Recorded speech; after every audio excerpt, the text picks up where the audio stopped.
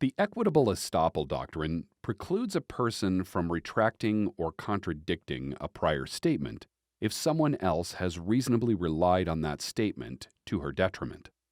In Heckler v. Community Health Services, the Supreme Court considered whether a private plaintiff successfully asserted estoppel against the federal government.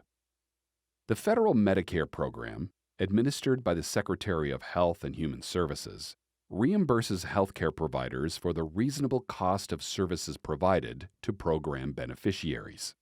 The Secretary contracts with private entities, called fiscal intermediaries, to carry out designated administrative responsibilities. Margaret Heckler was the Health and Human Services Secretary in 1975. Community Health Services provided home health care services to Medicare beneficiaries. Community received reimbursements through Travelers Insurance Company, a fiscal intermediary. A community administrator asked Travelers Medicare manager whether certain ongoing costs were subject to reimbursement.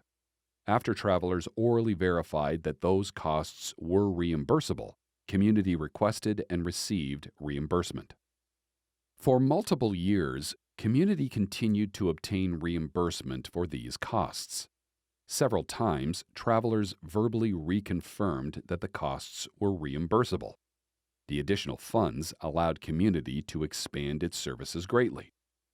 Correct administrative procedure required Travelers to refer community's inquiries to the Department of Health and Human Services for a definitive answer. When Travelers finally submitted a written query to the department advised that the costs in question were not reimbursable. Travelers notified community of this determination and calculated that community had been overpaid by more than $70,000. Travelers formally requested repayment. Community requested administrative review, disputing the government's right to recoup the funds. An administrative review board affirmed Travelers' determination. Community appealed to the district court, which affirmed. The Third Circuit reversed, holding that the government was estopped from recovering the overpayment. The United States Supreme Court granted cert.